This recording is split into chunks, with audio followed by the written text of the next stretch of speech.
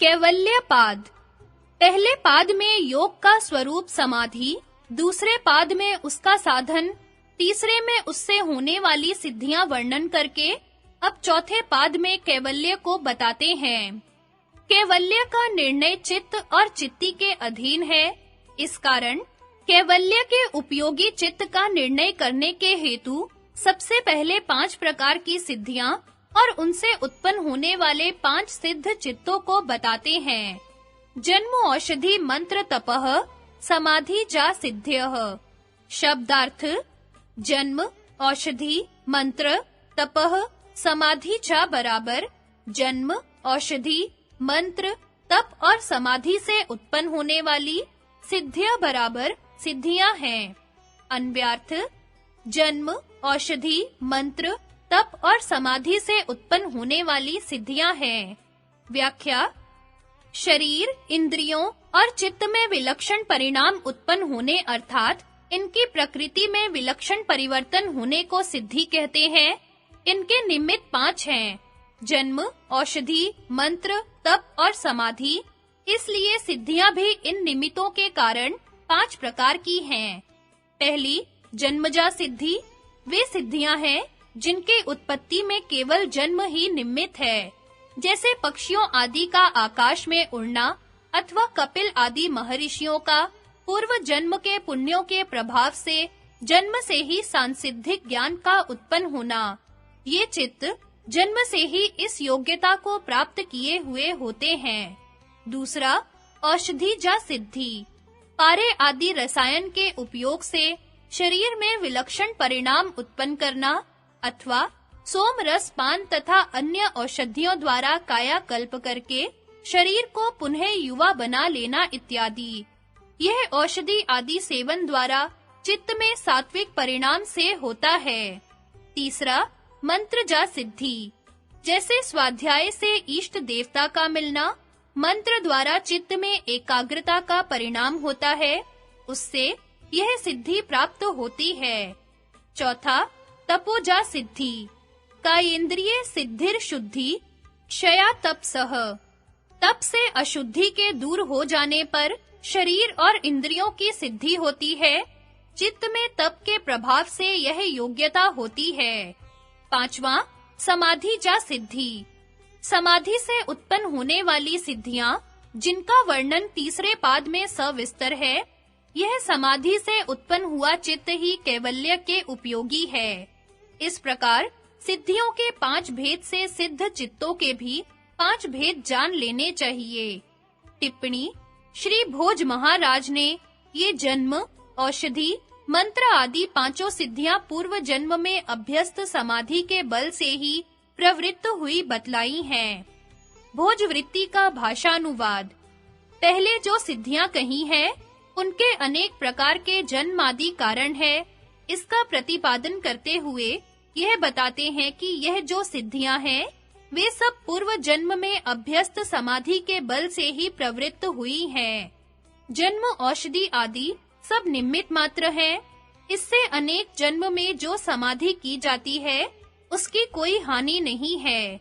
अर्थात एक जन्म में कोई फल न हो तो जन्मांतर में अवश्य होगा। ऐसे विश्वास को पैदा करने के लिए समाधि सिद्धि की प्रधानता कैवल्य के लिए कहते हैं। किन्हीं सिद्धियों के केवल जन्म कारण हैं, जैसे पक्षी आदि का आकाश में उड़ना आदि, अथवा जन्म के अनंतर ही जो कपिल महर्षि आदिकों के स्वाभाविक गुण थे। पारे आदि रसायन आदि के उपयोग से औषधि जन्य सिद्धियां होती हैं। किसी मंत्र के जप से किन्हीं का आकाश में उड़ना आदि मंत्र सिद्धि है। विश्वामित्र आदिकों को तप सिद्धि हुई थी।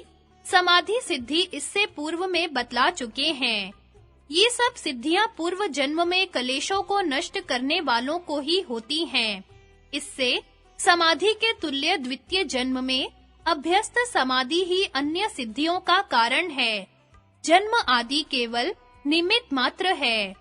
संगति: पूर्वोक्त मंत्र, तप और समाधि आदि से जो 5 प्रकार की सिद्धियां बतलाई हैं, वे सिद्धियां यही हैं कि शरीर और इंद्रियों आदि में विलक्षण शक्ति आ जाए, या पहली जाति से दूसरी जाति बदल जाए। जात्यंतर परिणाम बिना उपादान के केवल मंत्र आदि से कैसे हो सकता है? इस शंका के निवारणार्थ अगला सूत्र है। जात्यंतर परिणामः प्रकृत्या पुरात्। शब्दार्थ, जात्यंतर परिणामः बराबर एक जाति से दूसरी जाति में बदल जाना, प्रकृति अपुरात् बराबर प्रकृतियों के भरने से होता है। अन्वयार्थ, एक जाति से दूसरी जाति में बदल जाना प्रकृतियों के भरने से होता है। व्याख्या, जात्यंतर परिणाम एक जाति से दूसरी जाति में बदल जाना अर्थात शरीर इंद्रियों आदि का औषधि मंत्र आदि के अनुष्ठान से विलक्षण शक्ति वाला हो जाना। प्रकृत्या पुरात्, प्रकृति उपादान कारण को कहते हैं। शरीर की प्रकृति पृथ्वी जल आदि 5 भूत है और इंद्रियों की प्रकृति अस्मिता है। प्रकृतियों का कारण रूप से कार्य रूप अवयवों के आकार में भरने या प्रवेश करने को प्रकृत्यापूर कहा गया है। इस प्रकृति की आपूर पूर्ण होने से जात्यंतर में परिणाम होता है।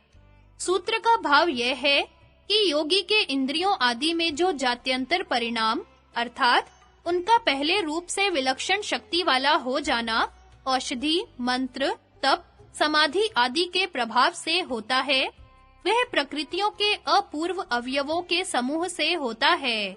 जैसे शुष्क तृणों व शुष्क वन में सूक्ष्म रूप से व्याप्त अग्नि के अपूर्व अवयवों के समूह अग्नि की एक कणिका से दीर्घ देश व्यापी प्रचंड ज्वाला रूप हो जाते हैं, वैसे ही योगी के शरीर और इंद्रियां आदि के पहले राजसी व तामसी अवयव अलग होकर ज्यों-ज्यों उनके स्थान पर दूसरे सात्विक अवयव भरते चले जाते हैं, त्यों-त्यों उसके शरीर, इंद्रियां आदि विलक्षण शक्ति वाले होते जाते हैं। इस प्रकार उस जाति के अनुकूल अवयव भरते रहने से दूसरी जाति बन जाती है। इस जात्यंतर परिणाम में निमित्त योगज धर्म है, जिसे योगी मंत्र तप आदि से सिद्ध करता है। टिप्पणी, भोजवृत्ति का भाषार्थ। यहाँ पर शंका होती है कि नंदीश्वर आदि का जाति आदि परिणाम उसी जन्म में देखा गया है, तो फिर किस प्रकार दूसरे जन्मों में समाधि किए हुए अभ्यास को कारण कहा जाता है? इसका उत्तर आगे देते हैं। यह जो एक जन्म में ही नंदीश्वर आदि का जात्य आदि परिणाम है, वह प्रकृति के अवयव प्रवेश हुआ जानना चाहिए। पिछले जन्म की ही प्रकृति इस जन्म में अपने विकारों को प्रवेश करके जाति विशेषाकार से परिणत होती है। संगति, क्या धर्म जो प्रकृतियों के आपूर से जात्यंतर परिणाम में निमित्त है, स्वयं प्रकृति को ऐसे परिणाम के लिए प्रेरता है अथवा केवल प्रतिबंध को हटा देता है? इसका उत्तर है नहीं, वह केवल रुकावट को दूर कर देता है। रुकावट के दूर होने से जाति बदलने वाले प्रकृति के अवयव स्वयं भरने आरंभ हो जाते हैं। निमित्तम प्रयोजकम प्रकृति नाम वरण भेदस्तु ततः क्षेत्रिकवत्। शब्दार्थ, निमित्तम बराबर निमित्त, अप्रयोजकम बराबर अप्रयोजक, प्रकृति नाम बराबर प्रकृतियों का, वरण भेदः बराबर आवरण प्रतिबंधक रुकावट का तोड़ना है, तू बराबर किंतु, ततः बराबर उससे अर्थात धर्म आदि निमित्त से, क्षेत्रिकवत् बराबर किसान की तरह। अन्वयार्थ, धर्म आदि निमित्त प्रकृतियों का प्रेरक नहीं होता, किंतु उससे किसान के सदृश रुकावट दूर होती है। व्याख्या, धर्म आदि निमित्त प्रकृतियों के प्रवृत्त करने वाले नहीं होते, क्योंकि धर्म आदि प्रकृति के कार्य हैं और कार्य कारण का प्रवर्तक नहीं होता। जैसे किसान जब जल से भरी एक क्यारी में से दूसरी क्यारी में जल ले जाना चाहता है, तो हाथ से पानी को उस क्यारी में नहीं ले जाता, किंतु उस क्यारी की मेंढ को तोड़ देता है। उस मेंढ के खुल जाने पर जल स्वयं दूसरी क्यारी में भर जाता है। इस प्रकार धर्म प्रकृतियों के वरण को नष्ट कर देता है। उस अधर्म रूपी प्रतिबंध के नष्ट होने पर प्रकृतियां स्वयं अपने-अपने कार्य को नए-नए अवयवों से भर देती हैं, अथवा जैसे वही किसान धान, गेहूं, मूंग आदि के मूल में जल और भूमि के रसों को प्रवेश करने में असमर्थ होता है, किंतु खेत में जल के सींचने पर जल, भूमि आदि के रस स्वयं ही धानों आदि के मूल में प्रवेश हो जाते हैं, वैसे ही धर्म भी अपने विरोधी अधर्म की निवृत्ति मात्र करने में कारण है। प्रकृति से प्रवृत्त करने में धर्म उपादान कारण नहीं होता, किंतु निमित्त होता है। जिस प्रकार धर्म प्रकृत्या पूर्व अर्थात प्रकृतियों की प्रवृत्ति में निमित्त है, इसी प्रकार अधर्म को भी प्रकृतियों को प्रवृत्त करने में निमित्त जानना चाहिए।